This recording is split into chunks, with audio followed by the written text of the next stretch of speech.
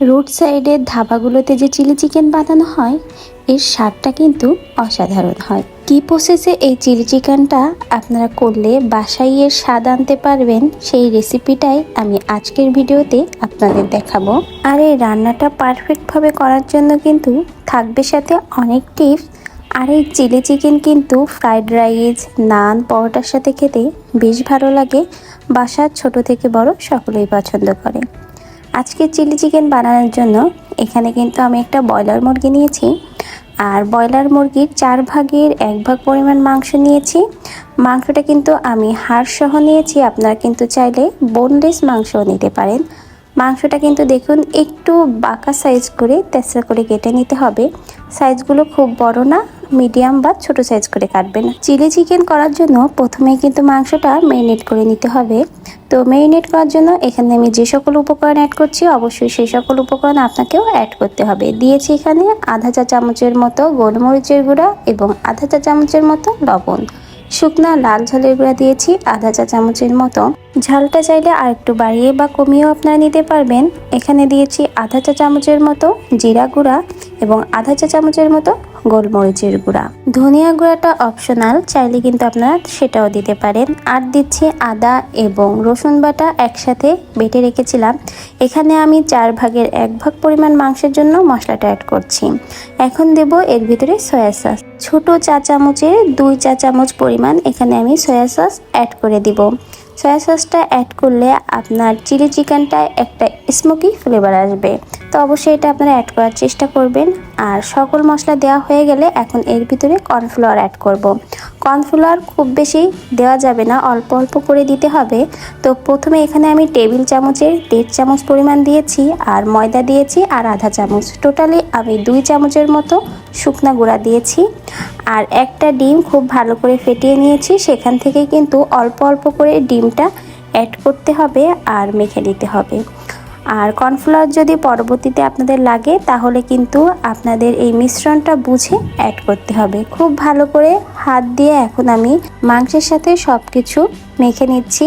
Chilli chicken করার জন্য চিকেনের এই কোডিংটা কিন্তু খুব বেশি ঘন করা যাবে না, পাতলা একটা কোডিং করতে হবে। আর এখানে কিন্তু অতিরিক্ত ময়দাও দেওয়া যাবে না, তাহলে যখন আপনারা চিকেন ফ্রাই করবেন তখন কিন্তু কেবলমাত্র চিকেন থেকে ময়দার মোটা কোডিংটাই আপনারা পাবেন, চিলি চিকেনের সঠিক স্বাদটা পাবেন না। তো আমি যেভাবে কোডিং করেছি সেভাবেই কিন্তু আপনারা চিকেনটা কোডিং করে নেবেন। আর এটাকে আধা ঘন্টার মতো আমি রেস্টে রেখে দিব, যেন খুব ভালো করে ম্যারিনেট হয়ে যায়। চিকেনটা ফ্রাই করার জন্য এখানে আমি একটা প্যান নিয়েছি। প্যানে রেগুলার সয়াবিন তেলটা কিন্তু ভালো করে গরম করে নিয়েছি। এখন চিকেনগুলো গরম তেলের ভিতরে দিয়ে আমি ভেজে নিব। আর অবশ্যই কিন্তু মিডিয়াম হিটে রেখে ভাজবেন, খুব বেশি ভাজা যাবে না, হালকা সফটলি এটা ভেজে নিতে হবে। চিকেনটা এমনভাবেই ভাজতে হবে যেন ভেতরটা খুব ভালো করে সফট হয়, আর উপরটা কিন্তু অতিরিক্ত ক্রিস্পি হওয়া যাবে না, হালকা সফটভাবে যেন উপরটাও ভাজা হয়। চিকেনটা ভাজতে দিয়ে আমি চিলি চিকেনের গ্রেভিটা ঘন করার জন্য এখানে কর্নফ্লাওয়ারের একটা ব্যাটার রেডি করব। এজন্য এখানে আমি 1 চামচ পরিমাণ কর্নফ্লাওয়ার নিয়ে সেটাকে কিন্তু পানির ভিতরে খুব ভালো করে গুলে দিব। আর এই কর্নফ্লাওয়ারের গোলাটা আপনারা যেটুকু চিকেন ব্যবহার করবেন সেটার পরিমাণ বুঝে বাড়িয়ে কমিয়ে দিতে পারবেন। এখানে আমি একটা মুরগির 4 ভাগের 1 ভাগ পরিমাণ রান্না করছি, সেজন্য কিন্তু 1 চামচ দিয়েছি। তো কর্নফ্লাওয়ারটা গুলে নিয়েছি। আর অন্যদিকে চিলি চিকেনের জন্য এখানে আমি কিন্তু যে সকল উপকরণ প্রয়োজন তাও রেডি করে নিয়েছি। আর এখানে দেখুন ক্যাপসিকামগুলো কিন্তু একটু মোটা মোটা করে কাটতে হবে। আমি 4 কোণা শেপ করে ক্যাপসিকামগুলো কেটে নিয়েছি। আর পেঁয়াজগুলো কিন্তু বড় বড় করে ফালি করেছি। কাঁচামরিচটা একটু বড় করে কেটেছি, কারণ পরবর্তীতে আরও কুচি করে কেটে দিব সেই জন্য। আর রসুন দেখতে পাচ্ছেন, রসুনটাও কিন্তু একেবারেই কুচি কুচি করে নিতে হবে, তাহলে রসুনের ফ্লেভারটা চিলি চিকেন থেকে খুব ভালো করেই পাওয়া যাবে। আর এই যে চিকেনটা ভাজতে দিয়েছিলাম, সেই চিকেনটাও দেখুন খুব সুন্দর করে ভাজা হয়ে গেছে। আর কোডিংটা যদি ভালো হয় দেখবেন একটা চিকেনের সাথে আরেকটা চিকেন লেগে যাবে না, আর খুব সুন্দরভাবে সফটলি ভাজা হবে। তো চিকেনটা দেওয়ার পরে কিন্তু সাথে সাথেই নাড়াবেন না, তাহলে কিন্তু চিকেনটা ভেঙে যাবে, কোডিংটা গা থেকে উঠে যাবে। এজন্য কিছুটা সময় 2-3 মিনিট পরেই উল্টিয়ে দিবেন। আমি কিন্তু চিকেনটা দিয়ে কিছুটা সময় ওয়েট করেছিলাম, তারপরে কিন্তু উল্টিয়ে অন্য সাইড দিয়েছি। বাই দ্য ওয়ে, আমি সিথি। আমার চ্যানেলে যারা আপনারা ভিডিও দেখছেন তাদের সবাইকে জানাই অনেক অনেক ধন্যবাদ। অবশ্যই ভিডিওটা দেখার মাঝে আপনি লাইক করে দিবেন, নতুন হলে সাবস্ক্রাইব করতে ভুলবেন না। আর ভিডিওটা দেখার পরে অবশ্যই কমেন্টে জানাবেন আপনাদের কাছে কেমন লেগেছে। খুব বেশি ভালো লাগলে শেয়ার করে দিবেন পরিবার ও বন্ধুদের মাঝে। চিকেনটা কিন্তু খুব ভালো করে ফ্রাই হয়ে গেছে। এখন চিকেনটা আমি তুলে নিব। এর থেকে অতিরিক্ত আর চিকেন ফ্রাই করা যাবে না, তাহলে কিন্তু চিলি চিকেনটা খেতে ভালো লাগবে না। তো চিকেনগুলো একে একে তুলে নিব। চিলি চিকেনের এই ফ্রাইয়ের পরেই কিন্তু চিলি চিকেনের স্বাদটা অনেক গুণ নির্ভর করে। তো দেখতেই পাচ্ছেন চিকেনটা ফ্রাই হয়ে গেছে, নামিয়ে নিয়েছি। আর চিলি চিকেন ফ্রাই করতে যেহেতু অনেকটা তেল লেগেছে, এত তেল দিয়ে কিন্তু আর চিলি চিকেন রান্না করা যাবে না, তাই তেলটা তুলে রাখতে হবে। আর এখানে 2 টেবিল স্পুনের মতো তেল দিয়ে পরবর্তীতে চিলি চিকেন রান্না করতে হবে। তো তেলটা আবারও গরম করে নিয়ে এর ভিতরে দিব রসুন কুচি। রসুনটা কিন্তু একেবারে মিহি করে কুচি করে নিতে হবে। রসুন কুচি দিয়ে 2-3টা নাড়া দিতে হবে।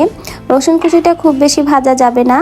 আর রসুন কুচি 2-3টা নাড়া দেওয়ার পরে এর ভিতরে দিয়ে দিব আদা বাটা। তো আদাটা দিয়েও 2-3টা নাড়া দিতে হবে। আর আদা রসুন কোনোটাই কিন্তু অতিরিক্ত লাল করে ভাজা যাবে না। এখানে যদি আপনারা আদা কুচিটা দেন তাহলে কিন্তু খেতে বেশি ভালো হবে। আমার কাছে আদা কুচিটা ছিল না, তাই এখানে আমি আদা বাটাটা ইউজ করেছি। এখন এর ভিতরে দিয়ে দিব পেঁয়াজ। পেঁয়াজটা একটু শক্ত, সেজন্য সফট হতে কিছুটা সময় লাগে। এজন্য সবার আগেই কিন্তু পেঁয়াজটা দিয়ে নাড়িয়ে চাড়িয়ে নিতে হবে।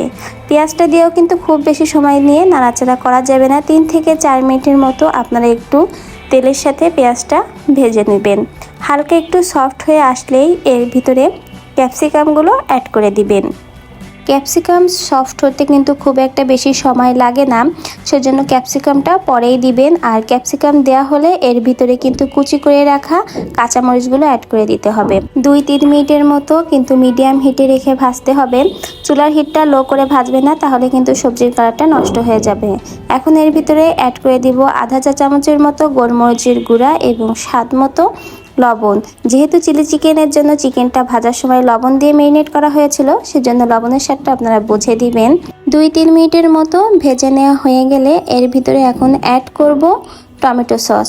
তো টমেটো সসটা আমি 2 চা চামচ পরিমাণ অ্যাড করছি। টমেটো সস দিয়ে খুব ভালো করে আবারও মিশিয়ে নিতে হবে। চিলি চিকেনের কালারটা যেন সুন্দর আসে, সেজন্য হালকা একটু লঙ্কা গুঁড়োও দিয়ে দিয়েছি।